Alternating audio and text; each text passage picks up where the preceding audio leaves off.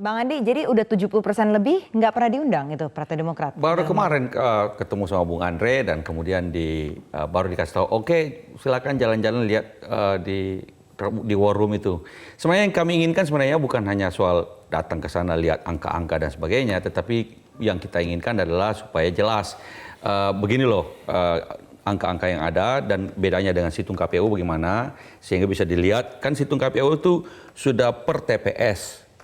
Per kelurahan, per kecamatan dan segala macam, sehingga kita bisa lihat waktu nyoblos dulu Anda di TPS mana bisa kita lihat kalau sudah masuk datanya tentu saja. Ini persoalan sendiri. Nah, sehingga kemudian kita bandingkan di mana ada kesalahan dan kemudian kalau ada perbedaan maka kita cek di otentik pada C1 yang otentik. Yang mana yang benar. Jadi kalau cuma ngelihat datanya itu aja nggak bisa kan secara jelas melihat. Tentu harus, kita kan data yang begitu banyak, kemudian big data kemudian harus diolah untuk direpresentasikan menjadi sesuatu yang bermakna. Baik. Nah, kemudian ya yang juga perlu kita lakukan adalah setelah itu kemudian dibawa kepada, bisa aja langsung dibuka kepada publik, bawa ke Bawaslu dan kemudian kita semua menelah sehingga kita bilang oh gini, itu pun tetap saja kita harus tetap menunggu dulu, tetap menunggu penetapan KPU baru menyatakan kemenangan dan siapapun yang merasa tidak terima ataupun baik 01 maupun 02 merasa ada kecurangan berhak untuk menggugat. Nah, tapi dari awal memang dari Partai Demokrat sendiri sudah pernah diajak atau tidak? Maksudnya ada nggak anggotanya yang ada di dalam rasanya baru kemarin karena ketemu langsung dan katanya juga sumpah beberapa kawan sudah diajak lah per telepon untuk. Mestinya sesama anggota koalisi harus jadi bagian. Tentu saja iya, harusnya ada memang mekanisme internal yang memungkinkan saling saling bisa mengingatkan dan juga saling bisa membantu. Koordinasi atau komunikasi itu. Gitu kan? Koordinasi paling tidak. Dan saya kira penting, undangan yang dimaksud dengan Andre tadi, itu kan belakangan sebetulnya. Yang dipersoalkan Andi Arief itu dasar klaim 62% yang diumumkan Prabowo di awal.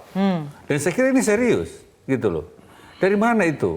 Jangan-jangan tadi dasarnya itu tidak kuat karena dasarnya dari informasi yang tidak random hanya dari satu kelompok pendukungnya saja. Mungkin saja segitu itu, tapi tidak merepresentasikan populasi. Oleh karena itu, saya kira yang klaim 62% diklarifikasi dulu dalam konteks apa dan apa rujukannya klaim itu, gitu. Baru yang berikutnya dibahas lagi. Sehingga proses saintifiknya, gitu.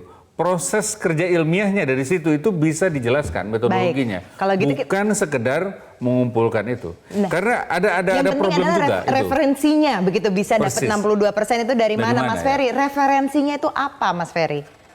Ya tadi saya sudah sampaikan kan bahwa itu berasal dari kontribusi teman-teman relawan, infrastruktur partai dari daerah-daerah.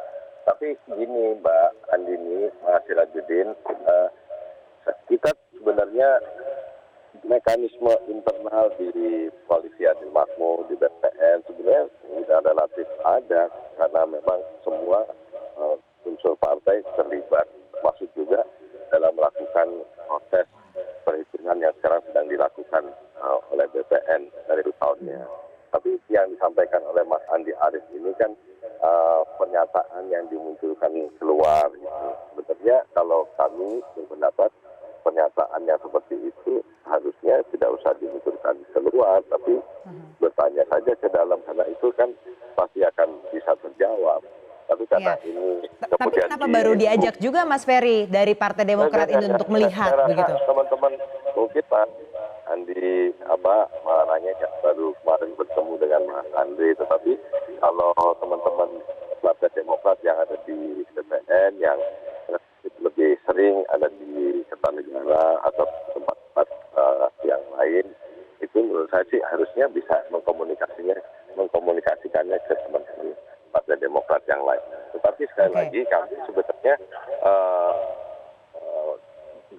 paralel dengan melakukan proses pengawalan suara itu juga yang disampaikan, kita juga sudah melaporkan bahan-bahan kepada Bawaslu terkait dengan perbedaan sistem perhitungan kita dan juga dugaan pelanggaran maupun kecurangan yang ada. Jadi itu juga dokumen terbuka.